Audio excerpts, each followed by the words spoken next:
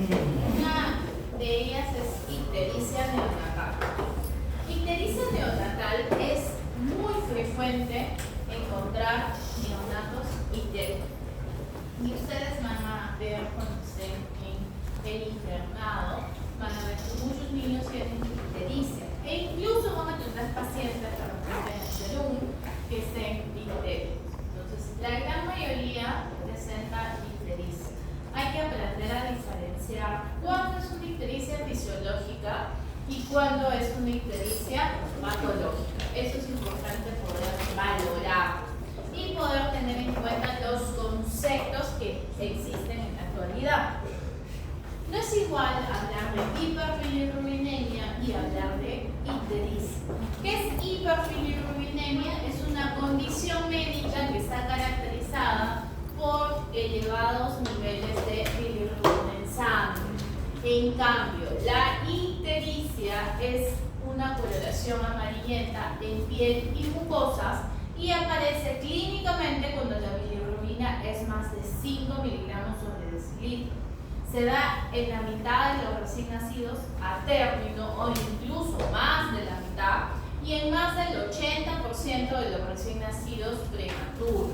¿Por qué? Porque el tiempo de vida media es menor en los prematuros del glóbulo rojo, a diferencia del a término. Es una causa muy frecuente de hospitalización y existen dos tipos, la fisiológica y la patológica. Dentro de la patológica, la causa más frecuente es la incompatibilidad, ya sea RH o ya sea ABO, siendo la RH la más severa. Existe un factor de riesgo para patología neurológica que en este caso se llama kernicterus. Para yo poder entender por qué se da la ictericia, es necesario que yo sepa de dónde viene el aumento de la bilirrubina o cómo se forma la bilirrubina. La bilirrubina viene de la destrucción del glóbulo rojo. El tiempo de vida media del glóbulo rojo, ¿cuánto es? 120 días. 120 días. Pero en el prematuro va de 80 a 100 días.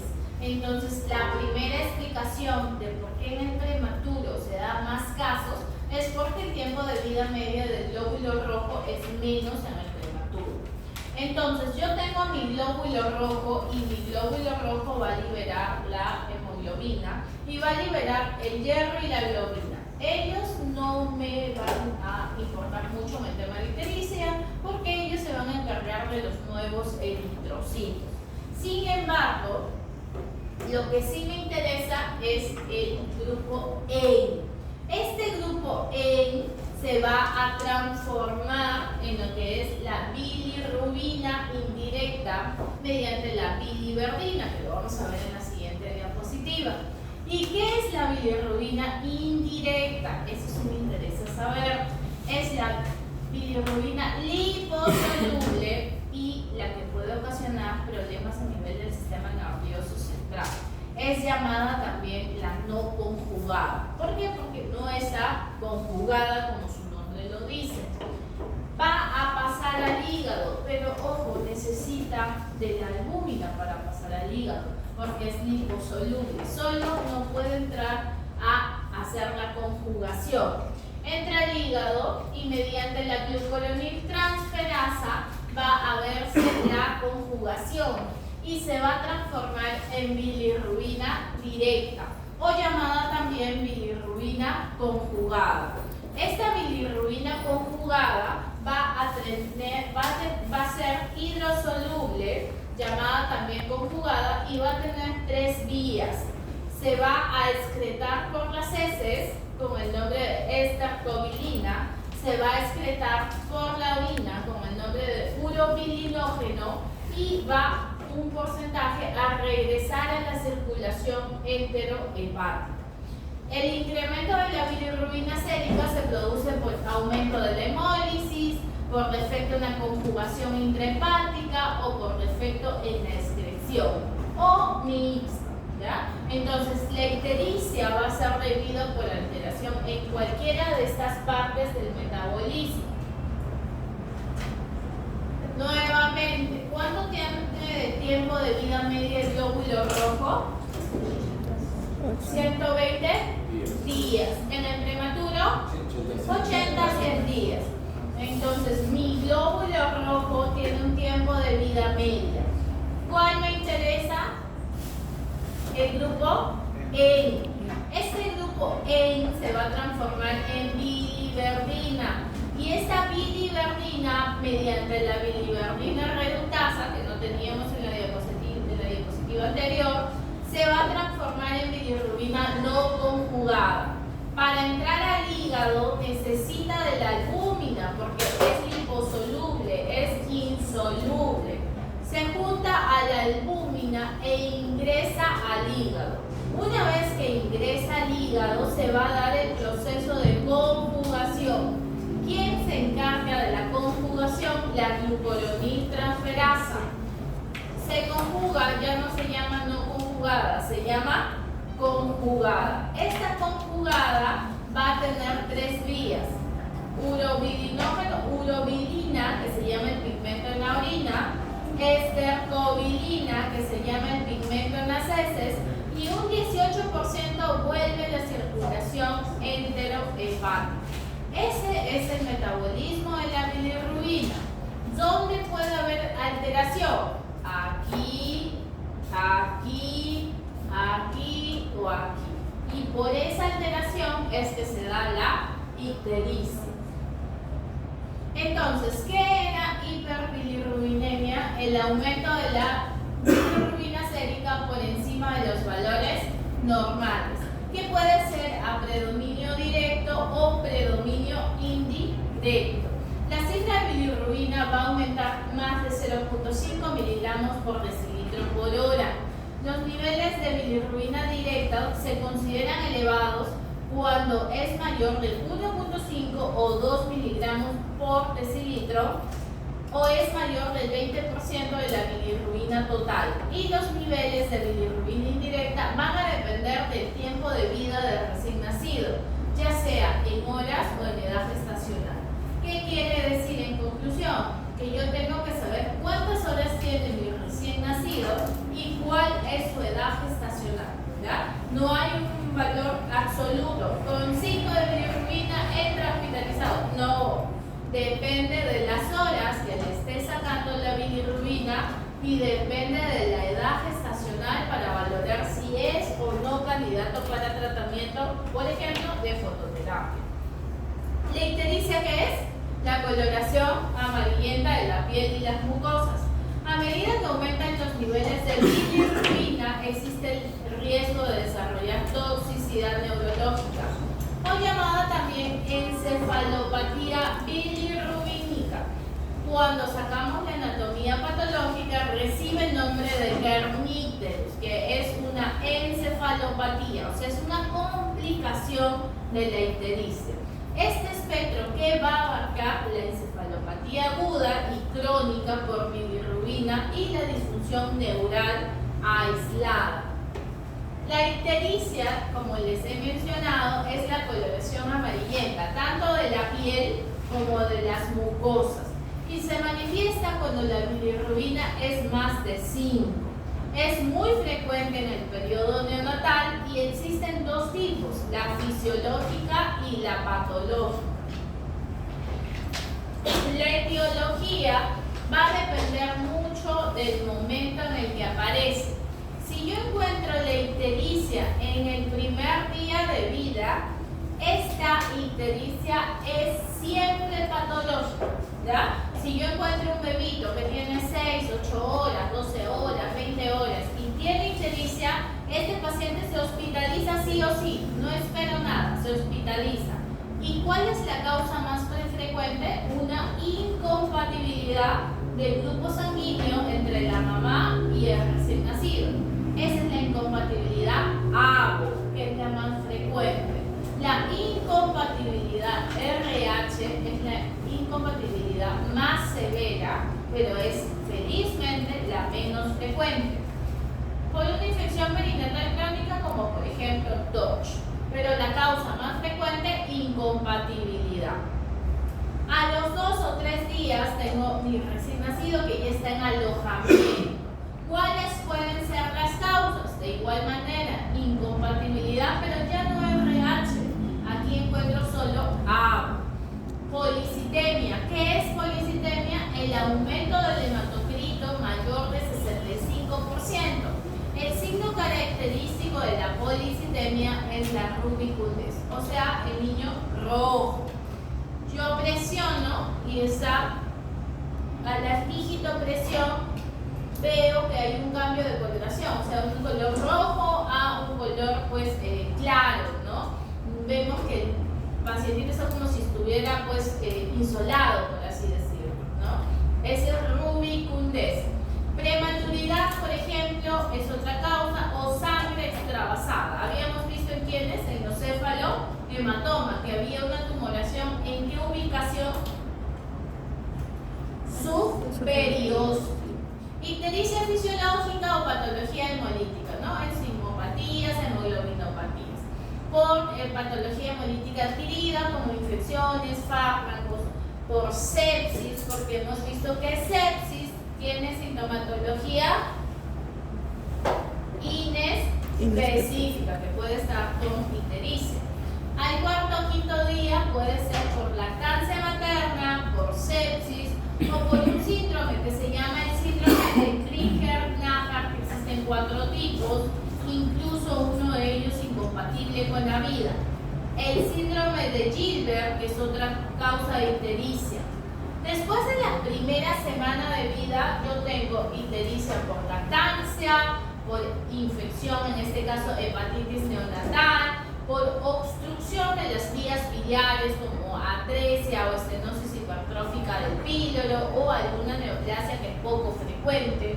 El síndrome de bilis espesa, que es frecuente, es secundaria eritroblastosis fetal o anemia hemolítica, por cirrosis hepática, por hipotiroidismo congénito, por infección adquirida en el periodo neonatal, otras causas como galactosemia, síndrome de Turner, sepsis, hijo de madre diabética o el síndrome de Crigler-Najjar o Gilbert. Ahora, no solamente veo los días de aparición, sino la fisiopatología, por eso hemos estudiado el metabolismo. Si hay un aumento en la circulación enterohepática, puede ser por leche materna, por fracaso de lactancia, por ilio paralítico porque no ha estado lactando, o por ilio meconial, estenosis hipertrófica, por sobreproducción, por hematomas, por petequias, por policitemia, por sobreproducción, por anemia hemolítica, por diferentes fármacos o deficiencia de lo que es la glucosa piruvato de fosfato deshidroxilasa, ya sea por el paracetamol, el alcohol, los antipalúdicos, la aspirina, la bupivacaína, por ejemplo, es un medicamento anestésico que se coloca como anestesia regional en las mujeres cuando quieren dar parto normal y se le coloca una anestesia para que no sientan mucho dolor, ¿no? O en las mismas cesáreas se le coloca, y esto también puede conllevar a que pueda el paciente presentar ictericia. Corticosteroides, diazepam, nitrofurantoína, por incompatibilidad ABO o RH, ¿no? Ahora, también puede ser por obstrucción en la vía biliar. Si yo encuentro obstrucción en la vía biliar, deficiencia del alfa-1 antitripsina, atresia biliar, quiste coledociano, fibrosis quística. Otras causas, por ejemplo, también son las infecciosas, ¿no? Como TORCH. Entonces, esto es más que todo por la parte del metabolismo, ¿no? Hemos visto lo que es el metabolismo de la bilirrubina. Ahora, ¿qué me interesa saber? Si es fisiológica o es patológica. Si es patológica, siempre va a ser en el primer día de vida, ¿ya? Paciente que tiene ictericia en menos de 24 horas siempre es patológica. Fisiológica, siempre después de 24 horas. No existe una ictericia antes de las 24 horas. La intensidad moderada, leve en la fisiológica, patológica elevada. ¿Cómo voy a ver los valores de bilirrubina? Cuando es fisiológica y solo está con lactancia materna, es bilirrubina menos de 17. Si tengo prematuro y está con lactancia artificial, menos de 15. Pero si está con lactancia artificial, es menos de 3. Si los valores son mayores, ya estoy frente a una ictericia patológica. Ojo, estos son valores referenciales porque hemos visto que necesitamos la edad gestacional y el tiempo de vida. Predominio en la patológica siempre puede ser predominio directo. La velocidad de incremento es mayor de 0.5 miligramos por decilitro por hora. La desaparición generalmente más de una semana o aumenta. En cambio, en la fisiológica desaparece al día 8 aproximadamente. Otros síntomas asociados es raro en la fisiológica, es frecuente en la patológica. Circunstancias asociadas, raro en la patológica. Salud. Otras causas que yo puedo encontrar como ictericia patológica. Si yo hablo dentro de la primera semana de vida, yo encuentro que puede ser infecciosa por aumento de la circulación enterohepática, es decir, obstrucciones o hilo paralítico, hemolítica no isoinmune, es decir, anomalías morfológicas a nivel de los hematíes o hemoglobinopatías, otras como por ejemplo hijo de madre con diabetes, polidromulia, el síndrome de Leucey-Discoid, que es poco frecuente, o que pueda ser por algún tóxico. Dependiendo va a ser su clínica, ¿no? En la parte de sepsis ya sabemos que puede ser inespecífica la sintomatología. En cambio, en las obstrucciones vemos perímetro abdominal aumentado, podemos ver vómitos. En las hemolíticas no isoinmune encontramos esplenomegalia. Y en estas de aquí, dependiendo de qué patología esté buscando. La bilirrubina suele ser variable, pero está aumentada. El examen en específico depende, ¿no? Si estoy hablando de una sepsis, voy a sacar un hemocultivo. Si estoy hablando de una obstrucción intestinal, ¿qué habíamos visto que íbamos a sacar? Radiología. Si estoy hablando de una hemolítica no isoinmune, voy a sacar la morfología eritrocitaria, ¿no? Y las de aquí dependiendo de la etiología. Si yo paso los 8 días, tengo que descartar infecciones también maternas, como TORCH. Tengo que descartar infecciones prenatales o estasis. La clínica va a depender mucho de la patología. El aumento de la bilirrubina va a estar ligeramente predominio directa. El examen es en específico y el tratamiento puede ser desde quirúrgico, profilaxis o trasplante, dependiendo de lo que tenga el paciente. Las pseudo-obstructivas tenemos, por ejemplo, por las hepatitis, por fibrosis quística. Depende de la clínica, puede tener hepatosplenomegalia, coluria, hipocolia. La bilirrubina va a ser predominio de tipo directo. Los exámenes depende de la patología que estoy solicitando. El tratamiento puede más que es específico, ¿no? Desde vitaminas liposolubles o dependiendo de qué patología estoy asociando. Las endocrino-metabólicas como la galactosemia, el hipotiroidismo, la enfermedad de rotor. La clínica depende de la patología. El examen que voy a sacar depende, ¿no? Si el hipotiroidismo, el perfil hepático, puedo sacar radiografía, ¿no? O cuerpos reductores en orina. En este caso, ¿cuál es el tratamiento? También depende. Las hepatopatías connatales, acá tenemos la enfermedad de Crigler-Najjar, que hay de 4 tipos, una de ellas incompatible con la vida, el de Gilbert y el de Tubinson-Johnson. La clínica puede ser variable, entre ictericia, acolia, ¿no?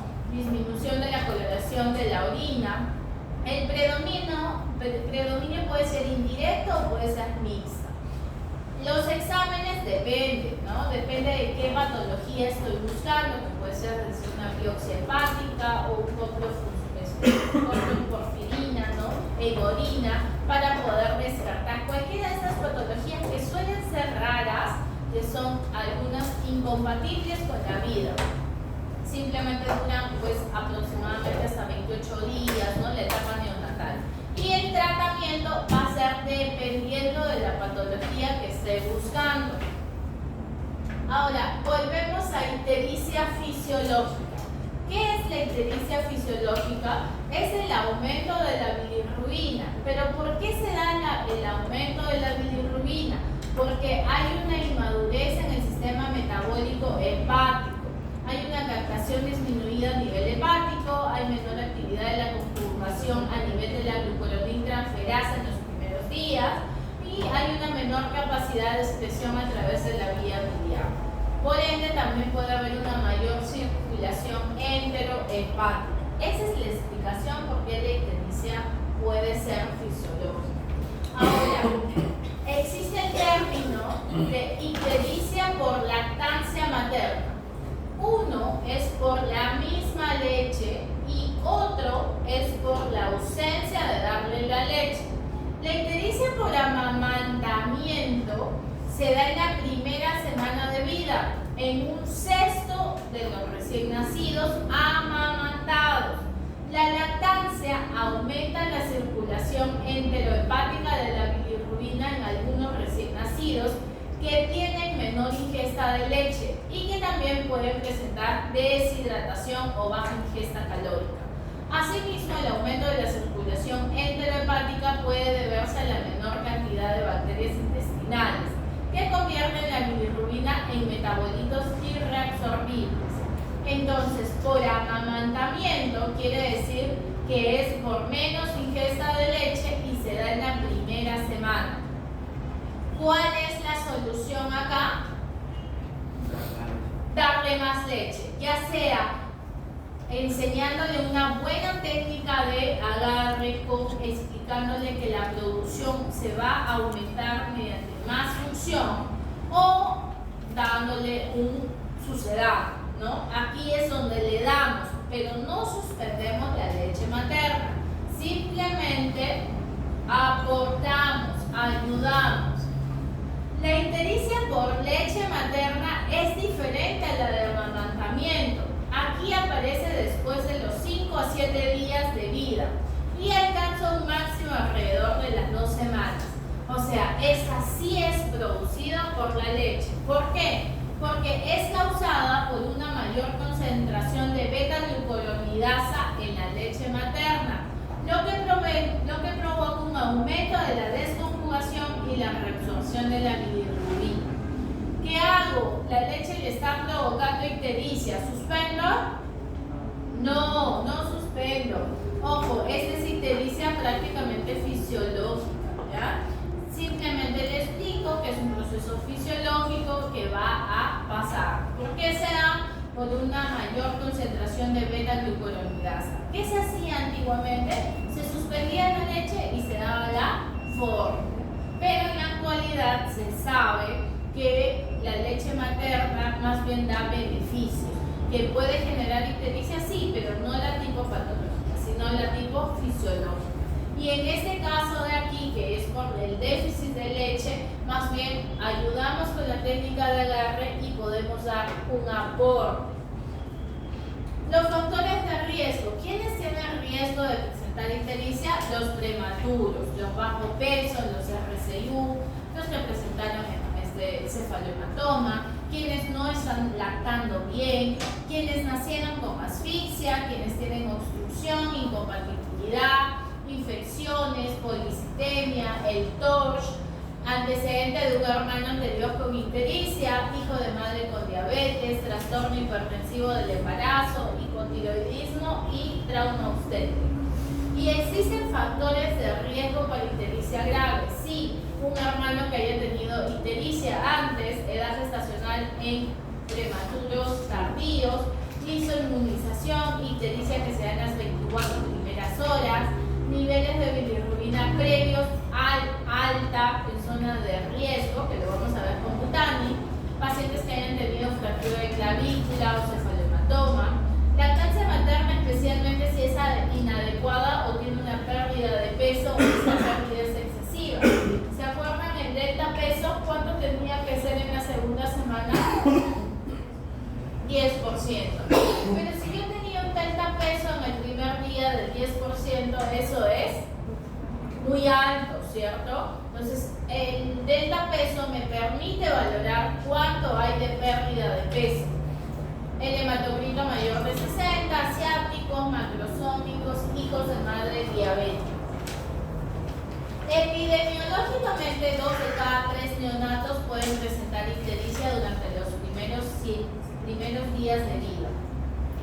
Se habla entre el 50, incluso el 60, hasta el 70% de todos los recién nacidos a término.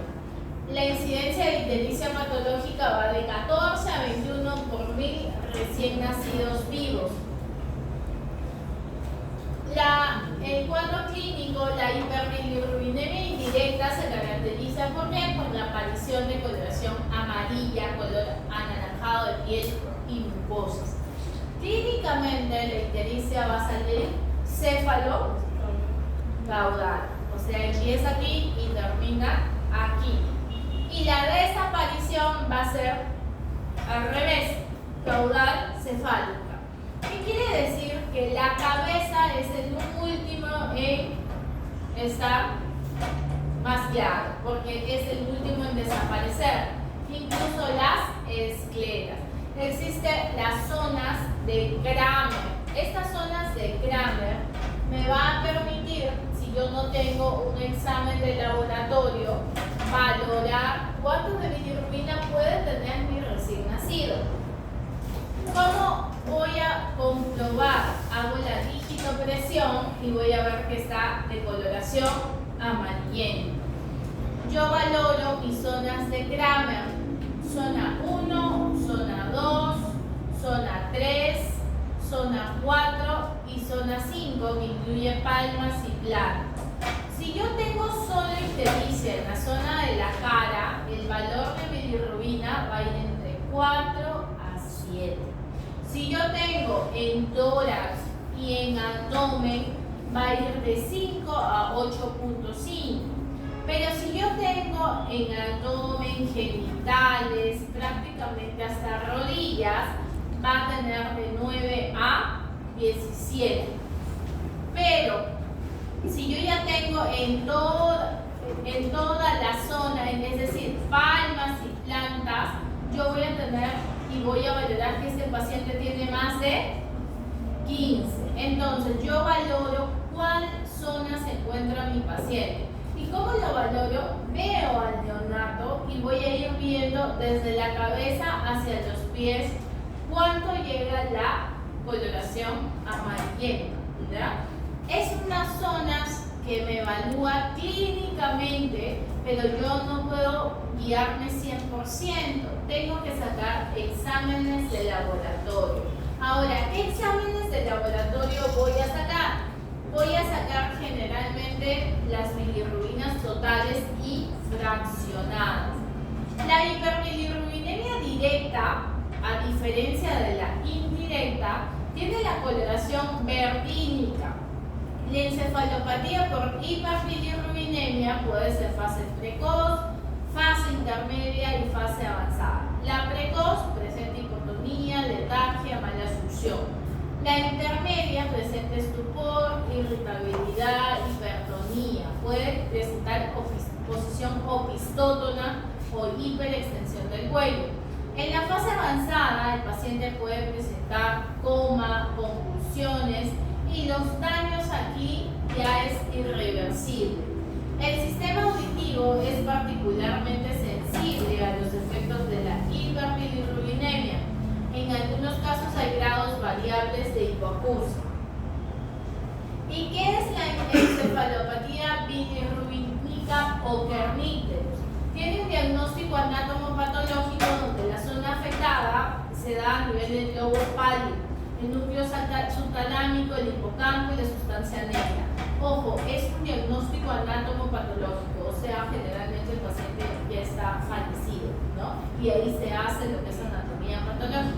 La clínica tiene inicial, intermedia y avanzada, ¿no? La avanzada que está en sopor profundo y está en coma. Aquí tengo nuevamente las fases, ¿no? Fase 1 en los primeros días, función débil, estupor. Fase 2, mitad de la primera semana, hipertonía, posición orquestótono. Y en la fase 3, que es después de la primera semana, el paciente está en coma o puede presentar hipertonía. Este es en encefalopatía aguda. Si hablo de encefalopatía crónica, el paciente puede, en el primer año puede presentar hipotonía, hiperreflexia, retraso del desarrollo psicomotor. En cambio, después del año puede presentar alteración en los movimientos, como polioretosis, balismo, temblor o pérdida de la audición.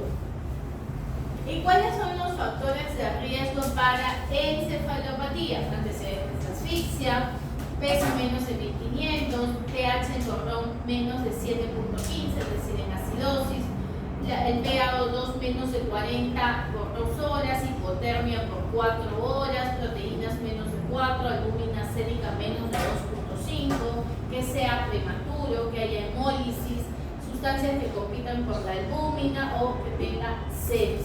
Entonces, todos estos riesgos hay que considerar porque el paciente puede llevar a la encefalopatía. ¿Qué exámenes le voy a sacar? Generalmente la bilirrubina total y fraccionada. Puedo también valorar sacarle hemograma y reticulocitos. El grupo sanguíneo siempre le voy a sacar a todos los recién nacidos, ¿no? De la mamá y del bebé. Puedo sacarle test de Kunz directo del bebé, lámina periférica y descartar sepsis no con hemocultivo. Este es un bilirrubinómetro transcutáneo que me va a poder valorar la bilirrubina. Le coloco 3 veces, es como si fuera una pistolita. Disparo 3 veces. Se coloca aquí, se puede colocar en la zona frontal, se coloca 3 veces. Se presiona, no sale ninguna aguja, simplemente es presión a la parte del cuerpo. Su examen es transcutáneo y aquí me va a valorar el número que va a salir de la bilirrubina, ¿ya? Aquí me sale el valor de la bilirrubina. Ahora, yo tengo que valorar si mi paciente va a necesitar fototerapia o va a necesitar exsanguino transfusión. Primero tengo que valorar los antecedentes, ¿no? Edad gestacional, antecedente de hermanos que requirieron fototerapia, madre RH negativa, hija de mamá diabética. Valoro el examen clínico, si la ictericia fue en las primeras 24 horas, si hay presencia de cefalohematoma o policitemia. Y valoro mi valor que ha salido de bilirrubina y lo puedo valorar en el normograma de Butani. Puedo valorarlo en las guías NICE, que fue en el año 2010, que ya tiene consideraciones especiales para prematuro, o puedo también valorar en las curvas del Pediatrics, que fue publicada en el año 2022. Entonces, mi valor de bilirrubina, yo puedo usar Butani, NICE o Pediatrics. ¿Cuál es la más actualizada? El Pediatrics. ¿Qué me dice Butani? Butani ingresa a fototerapia con estos valores dependiendo de las horas de nacido. Si tiene 8 a las 24 horas, si tiene 13 a las 48 horas, si tiene 16 a las 72 horas o si tiene más de 17 a las 72 horas. ¿Cuál es la diferencia con el Pediatrics? Que el Pediatrics, por ejemplo, ingresa a fototerapia con 13 a las 48 horas, el Pediatrics me dice no, entra con 15. Entonces significa que el Pediatrics acepta valores más altos, ¿ya? Por eso en la actualidad ha disminuido la hospitalización en ictericia porque estos valores son mucho más altos. Antes hospitalizaba con 13, ahora hospitalizo con 16. ¿Por qué? Porque se ha visto que hay un gran porcentaje que tiene ictericia y que los valores pueden llegar a tener más altos y no pasa nada.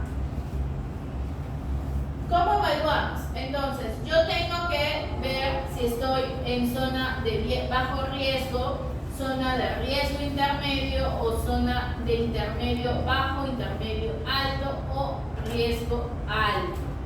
Yo valoro mi paciente cuántas horas tiene de nacido. Por ejemplo, tiene 48 horas. Si mi paciente tiene 48 horas y tiene de bilirrubina 7, esta zona de bajo riesgo, ¿entra para fototerapia? No, lo controlo en 48 horas. En cambio, si yo tengo a mi paciente en zona de riesgo medio, intermedio, bajo, yo puedo valorar, verlo en 36 horas. Si tiene más de 10, es decir, está en intermedio alto, tiene 13 o 12, yo tengo que valorar sacarle un examen en 18 horas. Pero si está en zona de riesgo alto, es decir, mi recién nacido tiene 48 horas de nacido, pero tiene 15 de bilirrubina, este paciente sí o sí va a fototerapia. O puedo repetirle en 6 horas, pero el paciente generalmente requiere fototerapia. Entonces, ¿qué me sirve Butani? La edad en horas con el valor de la bilirrubina. Zona de alto riesgo significa que requiere indicación inmediata de fototerapia. Esto se llama normograma de Butani. Otro son los famosos aplicativos que tenemos, por ejemplo, en el celular. Vayan a su App Store y denle al famoso video App. Búsquenlo.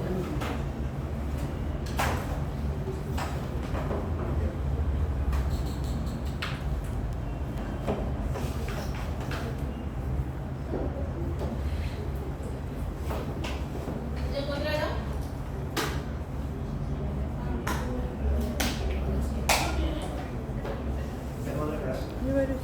¿Es gratis? No. ¿Cuánto está? Ese no es. ¿Cuánto? Ese no es. Antes estaba gratis. Hace poco, hasta hace poco, con el iPhone también era gratis. Ahora ya se paga. ¿Qué me hace este aplicativo? Yo coloco la edad gestacional, en este caso 37 semanas, coloco el dato del nacimiento, nació el 15 de noviembre de 2015 a las 6:30. Coloco la bilirrubina que tiene actual, si tiene alguna previa, o si no solo la actual, pero en qué momento se sacó. Se sacó el 16 de noviembre a las 11:30. Y la interpretación es esta. Ojo, este examen se halla en micromoles, ¿ya? Micromoles, yo tengo que multiplicar mi valor por 17.1. 17.1 es una constante.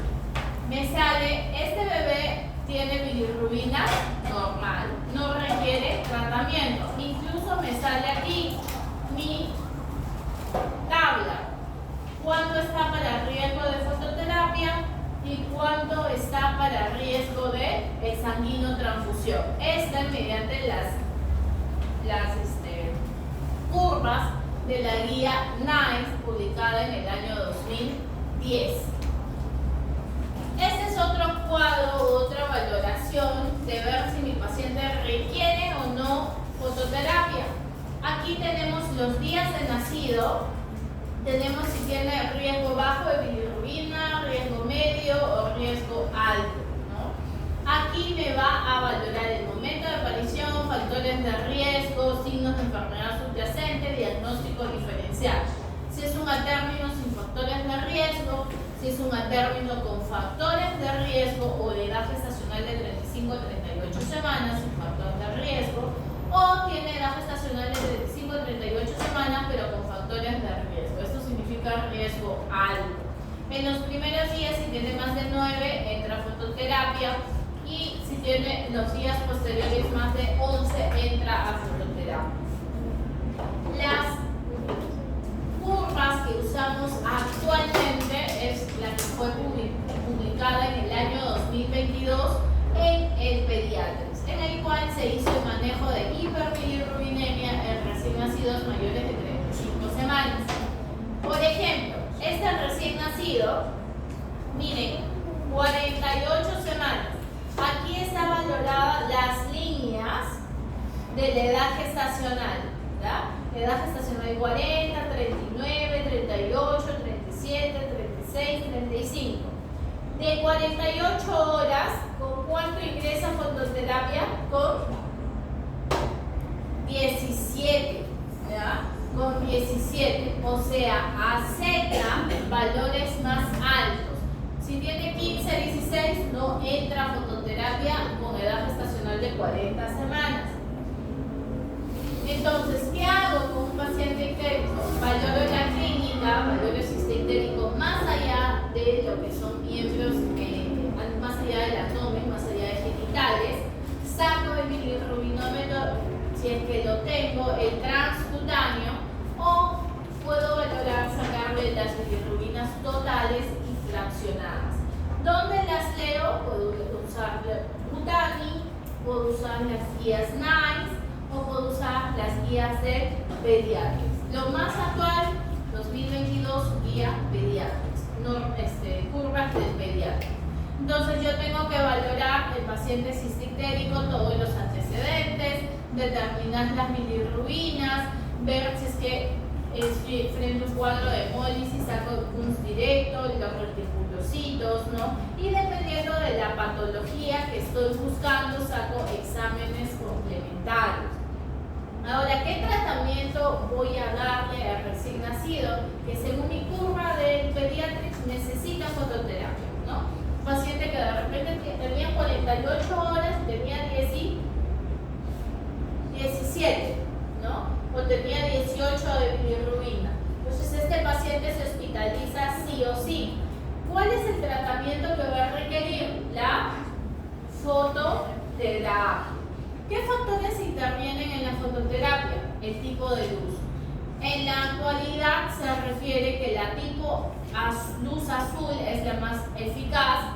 Se usa lo que es una potencia máxima de 425-475 nanómetros y esta luz va a penetrar bien en la piel y es absorbida al máximo por la bilirrubina. La irradianza tiene que ser mayor de 25 a 30 microwatts por centímetro cuadrado por nanómetro. De preferencia, la ubicación tiene que ser perpendicular a la piel del bebé. Siempre hay que cubrir los ojos y la zona genitales. Hay que ver siempre el área de superficie expuesta, no puede ser pues los ojos ni la zona genital. Y el tiempo de exposición generalmente va de 6, 8 o 12 horas, ¿no? Aquí, por ejemplo, vemos un recién nacido que está tapado con los lentes de fototerapia. Todo recién nacido ingresa con lentes de fototerapia. Estas son máquinas más antiguas de fototerapia. Aquí, por ejemplo, tenemos esta incubadora con la fototerapia ya incluida, que son más modernos. Aquí tenemos un recién nacido, ¿no?, que está cubierto tanto la zona de los ojos como la zona genital. Aquí tenemos la visita de la mamá mediante la incubadora que ya tiene pues la fototerapia incluida. Esta es una máquina más actualizada. Acá tenemos otra imagen, incluso estas imágenes son de máquinas transportables. Y aquí tenemos una manta también, que bueno, nosotros no contamos con nada de ello, contamos con las incubadoras. Ahora, ¿cuál es el tratamiento aparte de la fototerapia?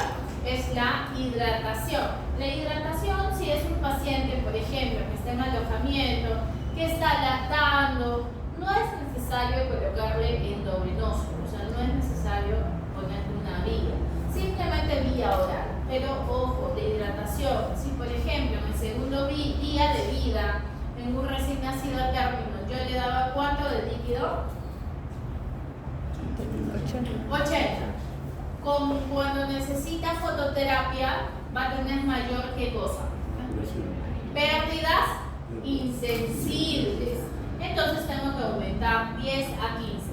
Le tocaba 80, le puedo dar agua 90 o le puedo dar agua 100, ¿ya? Entonces, el agua en un paciente que ingresa a fototerapia es 10 a 15 a 20 más. Le doy vía oral o le doy endovenoso. Entonces, mi RP que sería lactancia materna o fórmula maternizada, en este caso la cantidad que me sale, 100 por 3 entre 8, ¿no? ¿Cuánto sería? Si es que pesa 3. ¿Cuánto sale? 20, 300 entre 8, ¿cuánto sale? 24. 30 y tanto, 35, 37 punto tanto, 38 cc. Entonces, mi primera indicación sería lactancia materna. Mi peso de nacimiento es 3 kilos. Mi tiempo de vida es 2 días. Yo lo estoy ingresando porque tiene ictericia neonatal. Mi RP, ¿cuál sería mi tratamiento? 1. Lactancia materna o fórmula maternizada al 13%. ¿Cuánto le doy? 38 cc cada 3 horas, porque le estoy dando de agua 100. La segunda indicación, ¿cuál sería? Fototerapia y sus cuidados. Y le puedo poner entre paréntesis, usando protector en los ojos y en la zona genital. 3. Control de funciones vitales más observación de signos de alarma. 4. Se solicita bilirrubina total y fraccionada en 12 o 24 horas. ¿Ya? Ese sería el DRP. Ahora, ¿qué pasa si hay complicaciones? Fue pregunta de un ENAM. Una de las complicaciones es el síndrome del niño bronceado, es decir, me fui al otro extremo, prácticamente lo he bronceado al pequeño. La deshidratación, las quemaduras, las diarreas, las intolerancias, las erupciones cutáneas. Lo más frecuente es el síndrome del niño bronceado o la deshidratación. Ahora, mi paciente tiene valores mucho más altos, ya no tiene 18, tiene 24 de bilirrubina. ¿Qué requiere? Exsanguinotransfusión. ¿Y en qué consiste la exsanguinotransfusión? Consiste en el intercambio de sangre del recién nacido con un donante para así eliminar los anticuerpos antieritrocitarios y la bilirrubina, así como reponer la hemoglobina y mejorar el volumen plasmático. Esta técnica se utiliza en casos graves de hemólisis cuando la fototerapia no ha sido eficaz. ¿Cuáles son las recomendaciones? Le hago mediante la onfaloclisis, ¿no? Mediante el cordón umbilical. ¿Se acuerdan que en la atención inmediata dejábamos 2 o 3 veces? Hacíamos el corte, porque cuando está este paciente hospitalizado, coloco los catéteres y eso se llama onfaloclisis o cateterismo. Y por ahí es donde se realiza la exsanguinotransfusión. La exsanguinotransfusión, el volumen de recambio con el doble de volumen de sangre, 160 mililitros por kilo. La selección de la sangre tiene que ser compatible con el suelo de recién nacidos mediante un catéter periférico. ¿Quiénes se hace la exsanguinotransfusión? Cuando la bilirrubina es mayor de 25, se considera curva que considera estos valores, ¿no?, más factores de riesgo. Ascenso mayor de 0.5 miligramos de hora en las primeras 72 horas, recién nacido con signos de encefalopatía, cualquier bilirrubina mayor de 5 puntos por encima de la indicación de exsanguinotransfusión. Así como hay curvas para fototerapia, también hay curvas para exsanguinotransfusión. Cuando hay una enfermedad hemolítica y tengo la bilirrubina de cordón mayor de 4.5, cuando hay ascenso mayor de 1 miligramo sobre decilitro a pesar de la fototerapia, cuando hay un aumento de 0.5 mililitros si el hemoglobina está en 11-13 a pesar de la fototerapia, si hay anemia con hematocrito menor de 35 o si hay bilirrubina mayor de 20 en cualquier momento. ¿Y cómo es la exsanguinotransfusión? Como les he mencionado, a nivel de la onfaloclisis, ¿no? Se coloca un catéter, catéter de doble lumen en el cual yo puedo ingresar y sacar sangre. Se evita al máximo, ¿por qué? Porque puede ocasionar daños hepáticos, puede ocasionar enterocolitis necrotizante, puede haber riesgo riesgo alto de infección. Por eso, hidrato al paciente, coloco fototerapia intensiva y si no mejora, recién paso a la exsanguinotransfusión. Ahora, la ictericia colestásica es cuando la bilirrubina es de predominio directo, ¿ya? O hay un 15% de bilirrubina total mayor de 15% en los primeros 90 días. La incidencia se da en 1-2.500 recién nacidos vivos, siempre va a ser patológica. El 50% se debe a obstrucción extrahepática. Las tres causas más comunes, ¿cuáles son? Hepatitis neonatal, que con la incidencia de 1 en 5.000 recién nacidos vivos, la atresia biliar con la incidencia de 1 en 10.000 recién nacidos vivos y el déficit de la alfa-1 antitripsina con 1 en 20.000 recién nacidos vivos. ¿Cuál es aquí la presentación clínica? Los grados son variables, pero generalmente hay ictericia vertínica. Es decir, hay una coloración media amarillenta verdosa. Hay acolia, hay coluria, puede haber fluorita. O sea, no hay coloración de las heces, ¿no? Es blanquecino. La orina también no tiene el pigmento amarillento. Dependiendo del origen y la cuantía, puede presentar hepatosplenomegalia, signo de hipertensión portal o insuficiencia hepática. El tratamiento va a depender de la etiología que estoy presentando. Puede ser quirúrgico. Entonces, en ictericia, ¿tienen alguna duda? Ahora sí paso a leerles la pregunta.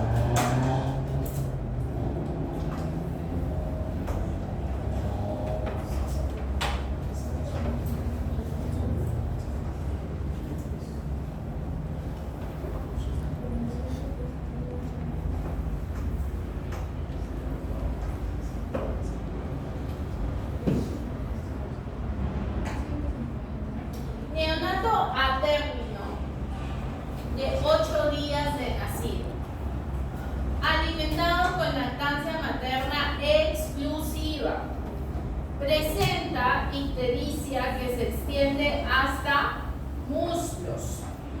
La bilirrubina total es 12, a predominio indirecto. El bebé está activo, se alimenta bien y no tiene otros hallazgos. ¿Qué tipo de ictericia es? Fisiológico. Es fisiológica. La pregunta es la siguiente. ¿Cuál es la conducta más apropiada? A. Fototerapia intensiva. B. Suspender lactancia materna. C. Exsanguinotransfusión. O D. Observación. Observación. Acuérdense cuánto era el valor que esperaba hasta con lactancia. ¿Cuánto era? 17.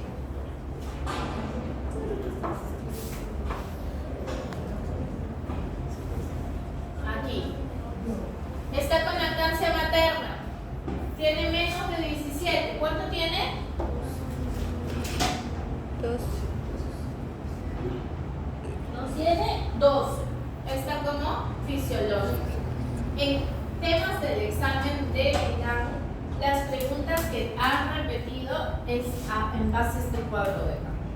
¿Ya? Te preguntan si es fisiológica o es patológica.